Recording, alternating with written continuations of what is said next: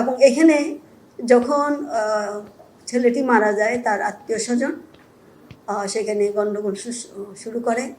আমাদের ডাইরেক্টর, হাসপাতালে যিনি ডাইরেক্টর, তিনি তাদেরকে বোঝানোর চেষ্টা করেন যে এখানে যদি আমাদের কোনো গাফিলতি হয়ে থাকে তাহলে আমরা এটা সুষ্ঠু তদন্ত, এই ব্যাপারে আমার সাথেও যোগাযোগ করেছেন তিনি।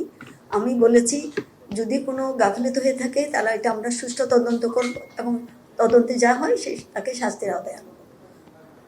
এর পরবর্তীতে কিন্তু তারা এই কথায় কর্ণপাত না করে আমাদের ডাক্তারদের উপরে হাত তোলে। এইভাবে আইন নিজের হাতে তুলে নেওয়া এটা ঠিক হয়নি, এটা অন্যায়। দ্বিতীয় ঘটনা, এটা হলো 2 কিশোর গ্যাং নিজেরা বাইরে মারামারি করেছে। মারামারি করে আবার মুগদার হাসপাতালে ওখানে মারামারি করেছে। তাকে মুগদায় নিয়ে যাওয়ার চেষ্টা করেছিল, কিন্তু আরেক গ্রুপ তাকে নিতে দেয়নি। তখন সে আবার চলে আসে ঢাকা মেডিকেল কলেজ হাসপাতালে।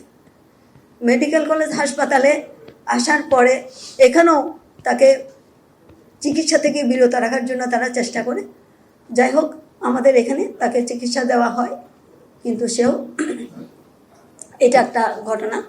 তৃতীয় ঘটনা হলো একজন ব্যক্তি বিষ খেয়েছেন, তাকেও কর্মীটোলা হাসপাতালে নিয়ে যাওয়া হয়েছিল।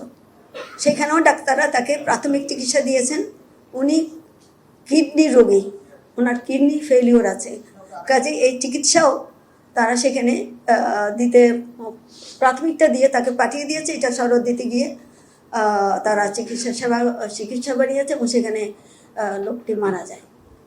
3টি ঘটনায় কোনোটাই কারো কাম্য নয়, কিন্তু এই 3 ঘটনায় আমাদের যত ডাক্তার ওখানে সেবা দিয়েছে আমাদের ভুলে গেলে চলবে না। কোভিড যখন হয় আমাদের এই ডাক্তার, আমাদের নার্স, আমাদের সকল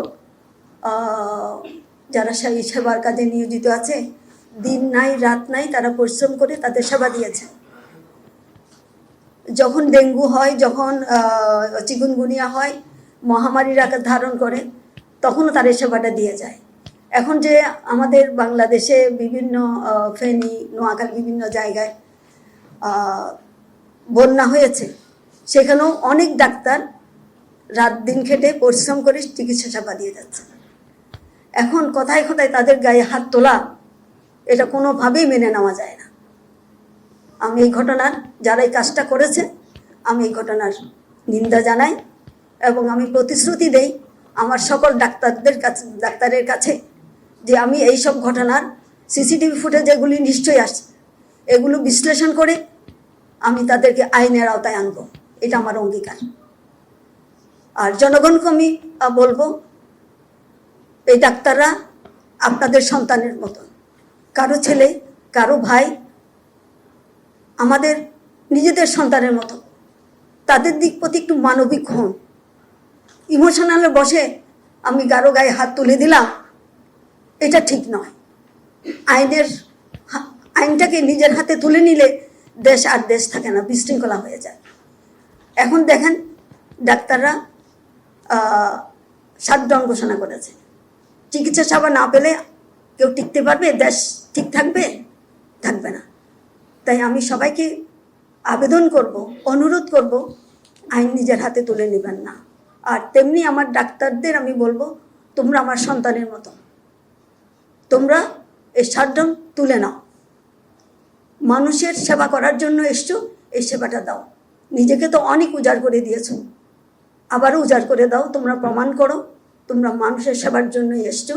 তোমাদের হৃদয় মানুষের দুঃখে কাঁদে, তাদের জন্য তোমরা